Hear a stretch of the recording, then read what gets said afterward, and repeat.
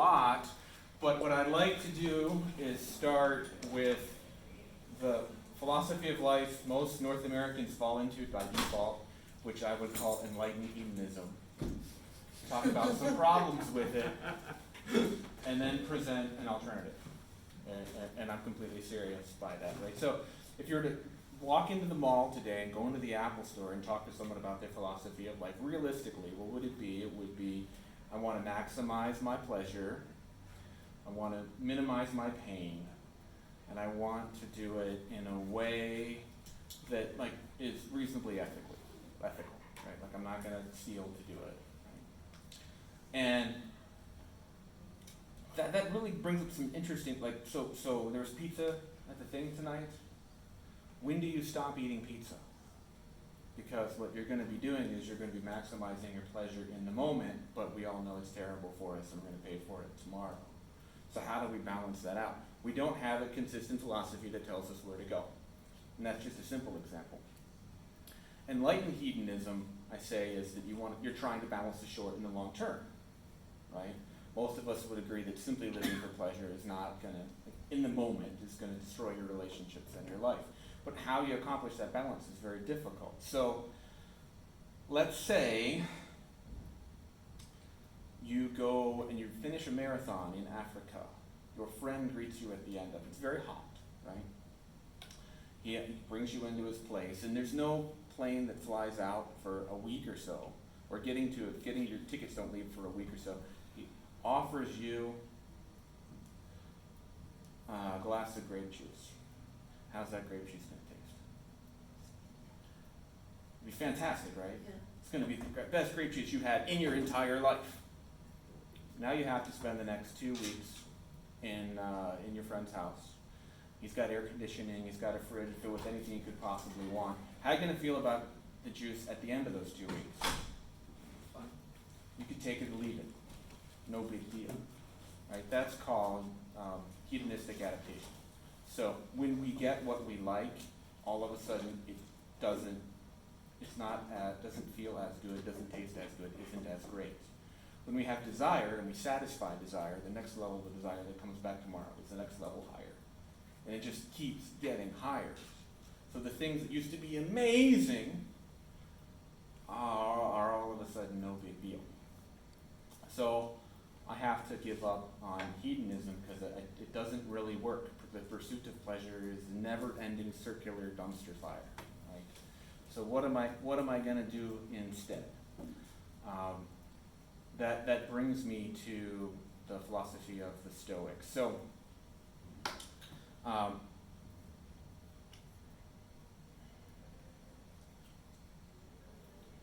the Stoics didn't have. I'm going to talk a little bit about religion for just a moment. The Stoics didn't have a conceptualization of heaven or afterlife. Like maybe, I don't know. All I know is the stuff that's on this earth, so I'm not sure. I don't know. But they did have a conceptualization of sin, like doing wrong, doing unethically, treating someone unjustly is bad. So they really were a paradox, because if you have a conceptualization of sin, it doesn't matter. It's like being underwater. It doesn't matter if you're 30 feet under because you're a terrible person and you're Nero, or you're 3 feet under, you're still underwater, you're still going to die. You're still going to die in your sins. So if that's true, what's the purpose of life? So it was Cato of Rome who said the purpose of life is to swim towards air. So you pursue virtue for virtue's own sake with no promise of reward. Some of the early Catholic fathers referred to the Stoics as virtuous pagans. And as a Catholic, I'm allowed to study them because of that. And it's compatible, and it gives me a way to live. And I'm just going to give a couple of examples of swimming towards air. So you may have heard of the 4 cardinal virtues: justice, prudence, temperance, and fortitude. That would be justice, treat people the way that they should be treated. Prudence, which is wisdom, understand the long-term impact of what you might do before you do it. Temperance is moderation, the value of moderation, and fortitude is courage. When I think of the way my relationships have been damaged over the past 10 years, my own personal lack of courage comes to mind. Temperance, by the way, moderation, is how we beat disordered desire. So I mentioned earlier, desire, when you satisfy it, it's the next level up. Disordered desire is addiction. It's gambling. It's drugs. It's where the desire is so bad that it has long-term consequences that are bad for you, but you don't care because you gotta have it. And if you practice temperance, you'll never fall into disordered desire. It can't happen. So we want an apple because it tastes good, or a girl looks pretty, right? Disordered desire is I'm going to stay in my basement, I'm going to eat a large pizza followed by a large chocolate cake followed by way too much ice cream. Or I'm going to look at pornography, right? The basis of those things is good, but cranked up to 11, they are like crack. Temperance helps you avoid that. I'm going to offer ice cream tonight. They come in 4 and 3 ounce cups. It's okay. You can have 3 ounces of ice cream. I want to keep that moderate. So we have the 4 virtues. We want to talk about, so that was the Greeks. When they started the school, they said we've got these 4 virtues, we're going to pursue virtue. The Romans adapted it a little bit because the Greeks could kind of say you should pursue virtue for virtue's sake. The Romans are more like Americans today. What am I going to get out of it? What does that get me? So it was Epictetus that said tranquility. So you're going to pursue Stoicism for the benefits of tranquility, and by the way, it's going to make you a better person. It's going to, because you're going to start practicing the virtues. And I'm going to give 2 examples of like how do you do Stoicism. So Stoicism is pretty similar to Zen Buddhism in theory, but you can do Zen Buddhism. Like you go into a room and you meditate for an hour a day, every day, and you're doing Buddhism. It's not that appealing to me. So negative visualization. And before that, I think I'll talk about externals and internals and control. So we get in trouble because we want something that is outside of the world. And we say, if I get that, if I win that 5K race, if I get that raise, if I get the promotion, if I get the new job, buy the new house, get the pretty girlfriend, I'm going to be happy. And we have no real control over that. Not like we can't really control that. Like maybe the boss had a bad day, the company goes under, someone else shows up the day of the 5K as an Olympic level athlete and they beat us. We can't control that. We spend 99% of our time pursuing this thing that is controlled by someone else who might or might not get it, and we feel good for 5 minutes when we do accomplish it. If we accomplish it, then we have to set a new goal. If anybody's a goal-oriented person, this may be familiar. It's not necessarily bad. It probably makes you better than sitting on your couch having no goals. But Stoicism says, let's differentiate what we can control versus what's external. So, Stoicism is a philosophy of prisoners. It was invented or popularized by a Greek slave named Epictetus. The 2 best books of Stoicism, I would say, in the 20th century. One is Thoughts of a Philosophical Fighter Pilot. Jim Stockdale was shot down over North Vietnam. He was in the Hanoi Hilton for 5 years. He was in solitary confinement for 3 years. He was in lead irons for 15 months, and he was beaten and tortured 15 times. So you say, if I just have this, if I just have that, if I just have that, I'll be happy. He was having none of it. So in Stoicism, we separate the things that are under our control from the things that are not. We focus on doing the things that are under our control. So a Stoic's approach to a 5K would be, I'm going to run 3 times a week. On my off days, I'm going to do this. I'm going to live by this diet regimen. I'm going to show up the day of the race. I'm going to do my best. This sleep regimen. If I can accomplish all those things, I'll be happy. Now, anybody that knows anything about training knows he's probably going to run faster and probably going to do pretty well, right? And over time, he's probably going to do better and better until the body starts to decay, and then he's probably going to do much better than his peer group, right?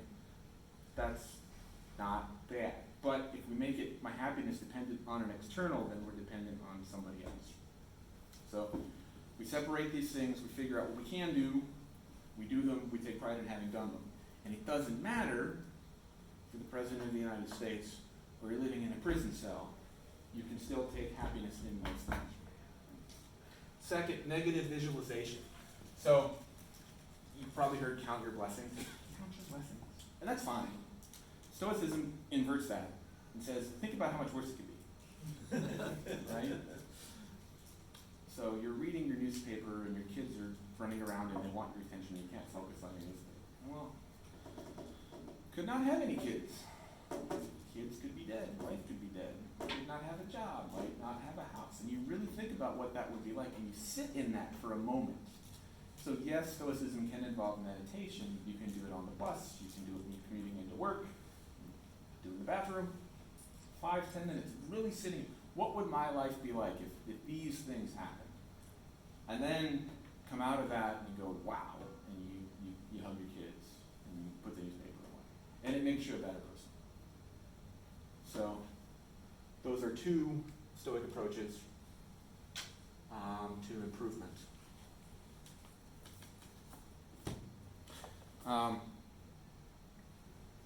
Seneca was a Roman Stoic, one of the best, not only one of the best writers, but like his writing survived. It's crazy. I got a book up here, Dying Every Day. He was an advisor to Nero. Nero was crazy. If you were close to him, you would prosper until he decided he didn't like you, that you had to kill. And he lived on that razor's edge for about 20 years. The book title is called Dying Every Day. And it was amazing how he tried to duck and groove, and that's described in some detail. He was exiled to the island of Corsica, I think twice. And so what do? If you, the heart of Rome, million citizens. It's hard for us to understand how advanced the technology really was. The heart of civilization, and then you're exiled to an island with a bunch of ghosts. What do? He took up stargazing, and he said as long as he could do that, as long as he had a clear night sky, which you don't get in Rome, he'd never be bored. Because that was something under his control. I think that's a good example. Second, probably the best book of Stoicism in the 20th century is Man's Search for Meaning. Some of you might have had to read that in college. It's not officially Stoicism, but it is. And that was the author's account of how he survived the concentration camp during the Holocaust. So, I mean, my boss gave me a nasty look today, and that guy cut me off in traffic. Really? Really? If you're having a tough time, this is a concept that can help you get through it. I like it because it gives you practical things to do. And it's compatible with my faith, and it's a life that is, at the end of it, you get to decide who you're going to be. It gives you a philosophy for living. It lets you make those trade-offs, and you get to actually be a better person. And I don't think enlightened hedonism gets you there. That's all I got. Questions? I don't know your background, you have this, but do you know what other moral philosophies would have as criticism of Stoicism? So the Cynics, so Stoicism came out of a couple of different schools. It's a combination of Plato and Diogenes, the Cynic. The Cynics, they said basically they rejected all life had to offer. So they were ascetics. They would have one good robe and maybe a walking staff and live on people's offerings and just reject everything the world had to offer. And Stoics don't have to do that. Like, hey man, apples taste good. as long as you don't have too many of them, as long as you can stay, like, I like ice cream. As long as I can stay moderate in that, I can enjoy it, as long as my desire is ordered. The cynics would reject all those things. Because they thought it was wrong, they thought, or, Kind of like it's just a waste. okay. Like there's not deep meaning in that. It's just a simple life is the way to go, man. So the story is that Diogenes is in Athens, I think, and he lived inside of like those big circle concrete things they have at some elementary schools. He lived in one of those, and Alexander the Great approached him and said, I've heard of the great Diogenes the Cynic. What can I do for you? I am the most powerful man in the world. What would you like? And Diogenes said, oh, you're standing in my sun. Could you move out of the way? Your shadow's kind of, right? Like, I don't want anything you have to offer. So the cynics would make that criticism. I'm not sure, so Plato founded the Academy, which was very abstract. My guess is that they would say that the Stoics don't offer a solution to the world's problems, right? Like Inward focus. like what is the Stoics? Like literally, what is the Stoic solution to the problem of global warming? So I don't agree with everything he says. There's stuff he says I do not agree with, but one of the better modern Stoics who's consistent is Jordan Peterson. I don't agree with everything he says, right? I'm not him. But ask, what would you do about global warming? His solution is clean your room, right? Do you have a clean room? Is your life together? Because if your life isn't together, you won't be successful in influencing any large-scale change. And if your life is together, you might have a chance. So get your life together first, and then become a person of influence. And once you're a person of influence, you'll be able to make some change. And if everybody did it, in one generation, the people in charge of the EPA would be people who had their lives together, who wanted to make a difference. That's my solution to global warming. A lot of people don't like that. So I think those are the other major school. I don't know much about the skeptics. They just believe. They don't believe anything, so that's different.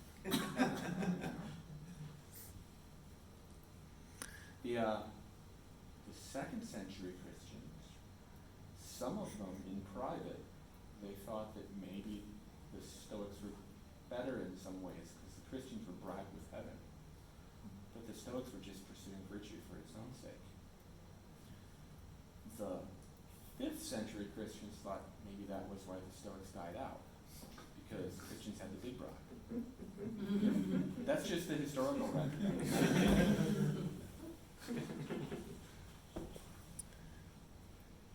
You have 5 more minutes, anything else? Keep the video short. Well, I guess I have a thought. Now, I don't get anywhere deep into philosophy. In fact, I strongly dislike philosophy. So I'm kind of like in and out on some of this that you're saying. But one thing that I realized early on, several years ago, I remember making a blog post, but that discomfort is what leads to happiness. And so, like you mentioned jogging, and I enjoy jogging. And one of the things that I realized is like, okay, when you're doing a 5K, training for a 5K, and you're jogging, it's at the end of the run. You wouldn't imagine like, well, you go and suffer all this amount, but that's actually what brings meaning. So I kind of see that the pursuit of pleasure, as you mentioned in the beginning, I kind of feel like you have to earn it. Like, I wonder if that's where you mentioned about the girl. Well, if you go and earn that, maybe you start lifting weights, or I think it's probably better to pursue pleasure, but as long as you earn it rather than it being given to you. Or you could say that if you pursue virtue, and I'd probably use slightly different language, but if you say, I want to make myself a person that is more attractive, right, then it'll be easier, people will be attracted to me in all aspects of my life, right? If you preserve virtue, you get what the Romans call tranquility. We would use words like dopamine, serotonin. You get the pleasure as a side benefit. And as long as that's the side benefit and not your goal, you might have some pretty good outcomes. there was, I can't remember the exact wording, but it was, I read something similar. It was something like, you know, happiness or comfort, pick one. Right? Yeah. That's interesting. Long term. Short term, eat a slice of pizza, you're fine. You do that every night? A fun quote that kind of, I feel like, gives a really good view into Stoicism is, I think it's Epictetus that talks about this, but he says, like, when someone does injustice to you, they're really harming themselves by doing that injustice to you. So why would you harm your own self by doing injustice back to them? Yeah. It's not criticism, it's insults, right? It's ignoring insults. Or better yet, laugh it off. And that's a way of saying this is an external. That's the best you can do, ha ha ha. Right? Absolutely. Yeah. Yes. I just want to thank you for bringing this topic because it's a great topic, and I think that the more we know about brain science and the more we understand human nature, there's a lot here that I think they were touching on in these ancient times. I think of Confucius and what he was doing. A lot of his ideas too were like, I need to set my own table and have my own things in the right place so that I have the right interaction with the people that come to me. So it's not about how fastidious or whatever might be looking on the surface, but it's how that brings the inside piece so that I can interact with the world in a way that makes, hopefully nowadays, change. That's what we would want ourselves to think, I would think. But thank you for bringing this. It reminds me of mindfulness and all these other things. Yeah, thank you. What I guess I'd close on is you say philosophy is the study of the true, the right, the good, and the beautiful, right? So we're talking about this 3,000-year-old ancient Greek. There were a whole bunch of competing schools in Greece, like a bunch, hundreds. And maybe we have records of the 6 that survived. It might just